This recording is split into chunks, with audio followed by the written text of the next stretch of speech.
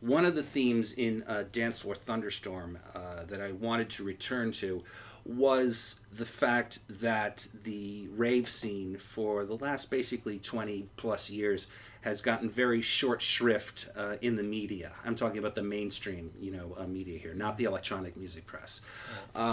It really bothered me back in the 90s when I was neck deep in the rave scene in this wonderful, embracing, hyper positive, culture with the best dance music in the world, and the entertainment value that went absolutely through the roof. Then in the mainstream media, we would find these stories that were very, for the most part, very one-sided and very slanted anti-electronic music. A lot of these stories were very sensationalist in nature, with very little actual investigation as to what was actually going on, in raves. There used to be a catchphrase in the news business. You might remember it. It's called "If it bleeds, it leads," and that was what drove a lot of investigative news, back in the '80s and '90s, and 2000s, and particularly with shows like Hard Copy and Inside Edition, and stuff like that, and these stories that would appear in these shows most of the time bore very little resemblance to reality. They almost none of them actually made the effort to find out what was actually going on in raves and all the positive aspects to it. It was more like, a very sensationalist, do you know where your children are, sort of thing, and and I'd gone to school for broadcast journalism, so I knew, I'd interned, at news stations and stuff. I knew how this whole thing worked. And so when I first really discovered the rave scene in '96, I had remembered all these, stories that had been popping up, and I knew, based on how they worked, that either something really horrible was going on, in the rave scene, or maybe, just maybe, these guys have got this thing ass backwards, Right. and I strongly suspected the latter. And when I began investigating raves for myself in the spring of '96, that suspicion was proven to be correct, at least as far as I was concerned. And that's when I realized what an incredible community this was, a very underground community, but with the best dance music in the world. And the thing was just growing, every year. And I knew in my gut, even at the very beginning, I knew in my gut that this thing was going to go somewhere. I had nothing to base that on because I knew nobody, in the scene at that point. I didn't know how the whole thing worked, but I managed to insert myself into the center of the whole thing here in LA. And you have to remember, in the mid and late '90s, Southern California pretty much became the center for raving culture in North America. I mean, it was all over the continent, obviously, but LA became the center. And it was the core. And so I was very lucky to be able to insert myself into that core at exactly the right time, because it gave me access to people like Pasquale over at Insomniac, back when Insomniac was just another mid-level player. Right. They weren't the juggernaut that they are today. So, it was, my timing was very, very good, and it was an amazing era, an absolutely amazing era. So it looks like that's what inspired you to say, you know what, we want to tell a story. Yeah, because the raver point of view was so completely underrepresented, or in a lot of cases just completely ignored, just dismissed, by the mainstream press. And I thought that too was, very wrong, I mean, especially since, if you're in the mainstream media, you have a much better chance of controlling the public narrative of the rave scene, because you have access to this big media machine, like that, where a lot of, people, of course, is certainly in the '90s, did not, and so yeah, I mean, I knowing how the rave scene has made very positive impacts on people's lives, and in a lot of cases changed them for the better. I thought that these were stories that needed to be told. Emphasis on stories. I mean, because I was thinking in the very beginning, why not just write your own? And I thought, well, that'd be nice, but my sole point of view is not indicative of the wider experience of the rave scene, you know. So when I came to that conclusion, I knew that I needed outside help, outside material, and so that's when in November of 2016 rather, I put out a call for submissions to the electronic music community, asking for, you know, their best stories. All I wanted was one story from, I mean, in the pitch that I made to them, you know, out there, I said, every raver has a story, you know, every raver has at least one experience that reminds them of how wonderful and amazing, you know, this scene can be, you know, and so I said, just give me one story, and I got stuff in from all over the world. You know, I got stuff from England, I got stuff from Argentina, from Greece, all over the States. And equally important was the fact that I got stuff from both generations of electronic music fans. It wasn't just the old days, although that was great. I mean, it starts all the way with the acid house explosion in England in the late 80s, and goes forward all the way through to basically EDC 2016. So the fact that, you know, I had both generations, it enabled me to tell a bigger story, not just these individual stories, but the overriding story of how the rave scene grew, and, you know, first in England and then migrated, you know, to America and the rest of the world, of course. Right. And started out small in New York, and then, you know, slowly grew through the 90s, and then at the end of the 90s exploded, you know, and then going into 2000s, you know, the next generation, the EDM generation, you know, came into being. And so being able to draw that larger story arc was also pretty important. Give us the process of like how you put this all together once you did get all these stories. What is it? It was sort of like being a high school English teacher, because I mean I made it clear to all the people who submitted that, you know, we would be working these things. You know, it was not just a question of them sending something in and I would just blindly, you know, print it. You know, because I knew that, you know, some of these people were going to be better writers than others. You know, I mean, when you put out a wide range of, when you look for a wide range rather of material, not all of it is going to be Hemingway material. You know, I mean, that's just by law of averages alone. You know, So I mean, some writers were great. Some, you know, were better storytellers than they were writers. You know, so. On average, what would happen is I would get in a story from an author, and I would go through it, and I would basically mark it up, you know, and say, you know, with questions and comments, you know, and I would work with each of them, asking them, you know, what is the gist of your story? What is the main theme, and how do you want to express that? And once we got that down, everything else became easier, you know, because then, you know, we could work with fixing paragraphs and sentences and changing language here and there, you know, and all that. But one thing that was very important was I wanted to actually change the language as little as possible. I really was adamant that this was going to be in their voices, not my reinterpretation of them. You know, I wanted this to be as street level as possible. Now, there were definitely some times where some major rewriting needed to be done. You know, I mean, like I said, some of them were great storytellers, but not great writers. Right. And fortunately, all of them basically took my comments and all that in stride.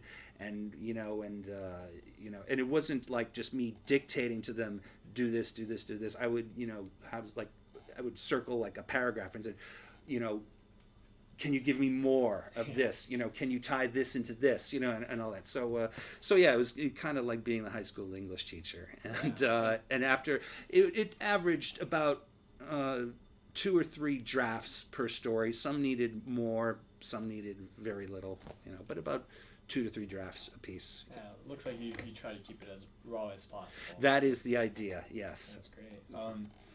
So, what type of effects do you see this book having for people outside of the scene?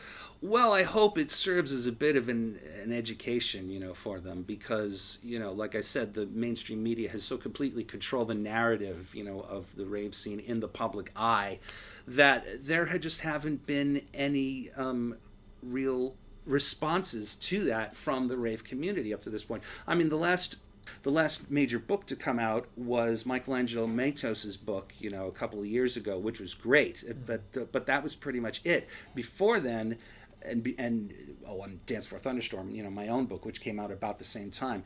But before that, the last major book to be published in the States about electronic music was almost 20 years old.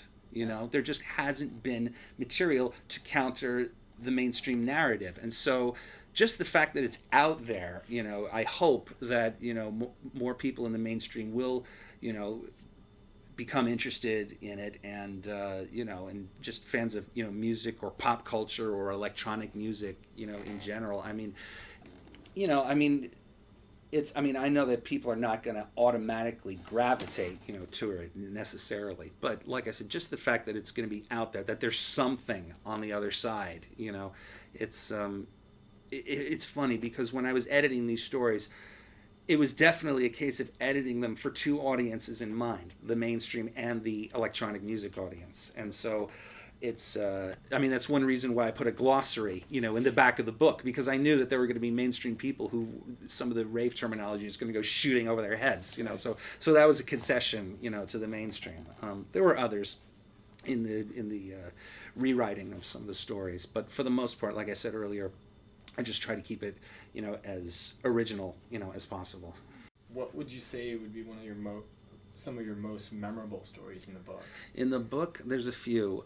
There's a great story by a lady named Sabrina Dalling, who writes about her early childhood, and she was basically a victim, without going into too many details, she was a victim of, pretty severe emotional and physical abuse as a child. And when she first found electronic music on the radio at 8 years old, that became her escape, and eventually, she, discovered, raves. And before that, and during her teenage years, she was going through a very, very rough period in school with bullying and the like, and she was, not in great shape emotionally. And when she found the rave scene, it was like hallelujah for her. She just, here, I'll read it for you. Here's the paragraph, and these are her words. What happened inside that event forever changed the trajectory of my life. A whole new world was open to me. For the first time in my entire life, I felt acceptance by my peers, by complete strangers. Everyone was smiling, hugging me, and giving me high fives as I walked down the hallways.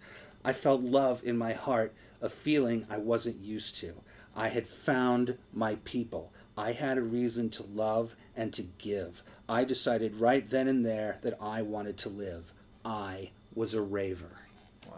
Yeah, you don't get much stronger than that, There's another story in here by a DJ producer from Indio, California, named DJ Sinner. Yeah. And he directly credits the rave scene from saving him from gang life. He was growing up in basically a very barrio existence, as he describes it. And he had friends of his who were in gangs die. In fact, this part of his story talks about his reaction to finding out that one of his, gang homies, his closest friends, had been shot to death, and this was the day before. This was the same day that he was going to his first rave, and it was the day all the time leading up to the rave. He was just in a complete, utter daze. He just, reality had just been yanked out from underneath him, and he wanted to go back he was in San Diego at the time, and he wanted to go back, to the LA area to confront the people who had done this. And his cousin, who he'd been staying with, said, "No, you're not going anywhere. If you go back up there, you're going to be next." Yeah. He was almost certainly right about that. And so he basically said, "You are coming to this party with me, whether you like it or not." And he took him to this party, and without going through the whole story, it basically the party served as an enormous release valve, for him, and it widened him to his point of view to something beyond the barrio, beyond the gang life and stuff. And he saw, thanks to the rave scene, he saw what a dead end existence that was going to be, and that there was the possibility for more things that were positive, and more things that would enable you through the rave scene to actually carve out a better existence. There's another story in here. I'm going to plug my story because I wrote one for myself. I was about to ask you. Yeah. Do you have a juicy story? I for do. us? Well, the story that's in the book is a pretty juicy one. Well, not so juicy, but it's certainly entertaining. It's about a desert rave called Dune 4 in June of 1998 that I was at shooting. This was on an Indian reservation way out in the middle of nowhere, practically on the California-Arizona border. It took like 4 hours to drive, out there, for this gig. And the reason why this gig was memorable was at about midnight, a huge sandstorm came and blasted, through the whole party. There were about 5,000 of us there, and 4,000 of us, including me, went running for our tents because, sandstorms destroy cameras, for one thing. And about, 800 to 1,000 kids stayed out there in the sandstorm, still dancing to Christopher Lawrence, DJ Christopher Lawrence, who was spinning at that point. And Christopher was having so many problems because the wind was blowing like 60 miles an hour, and it was blowing his tone arms all over the place, because this is vinyl, of course. So, and they were trying to shield the decks, but they couldn't really do it. So what they did was they took stacks of quarters and taped them to the ends of the arms to weigh them down to keep them on the record. The problem is that Christopher, it seemed to work, so they kept going. The problem is that Christopher that night was spinning mostly with acetates, and acetates are softer than regular vinyl. So what happened was the weight of all those quarters and everything drove that needle down into the records and ground the sand into the records and ruined them. He lost a lot of records that he could not replace. That night he took a huge hit for the team, and that sandstorm lasted for about 3 hours or so, and then finally when it blew itself out, the rest of us came back out, and at that point I think Robbie Hardkiss was spinning, and then at about 6, the sun came up and everybody got their second wind, and just the energy was raging by like 7 or 8 o'clock when the sun was fully up. And one reason for that is because everybody knew that at about 10 o'clock or so they needed to get out of there, because that's when the temperatures were going to start really rising and stuff, and partying was going to be unpleasant, after that. So they were getting in as much as they could before they knew they had to leave. So do you see something in common in all of these stories that is there something at all in common in some of these stories that you've written? Well, there's a number of things in common.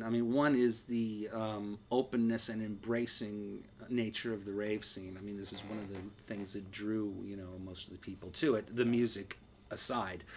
One of the reasons why I got into the rave scene was precisely that atmosphere, because I had been shooting in a lot of Hollywood clubs and stuff. One of the scenes that I had been shooting in quite a bit was the upscale Beverly Hills scene. These are during like the original 90210 years, and stuff. And I had promoter friends in that scene, so they were asking me to shoot in their clubs, and I was like, sure, And if I hadn't been shooting for my promoter friends, I don't think I would be shooting in that scene at all, because it was really the epitome of elitist, snotty, velvet rope, mentality. It just completely rubbed me the wrong way. I was just so not into that whatsoever. Yeah. And on the rave scene, on the other hand, it did away with so many of these social barriers, that exist here. It did away with the issues of, social status and money and sexism, excuse me, I mean, across the board, I mean, LGBT, all of it. I mean, there's really only one criterion back then, which was, are you a fan of the music? If you were, boom, you're in. That was it. I mean, and it was a wonderful equalizer. Yeah, that's cool. And so that and this is one thing that pops up in the book, again and again. It's the fact that this, well, the way I prefer to say it is the rave scene as opposed to the mainstream scenes. The rave scene was and is inclusive, not exclusive. Got it. You know. Yeah.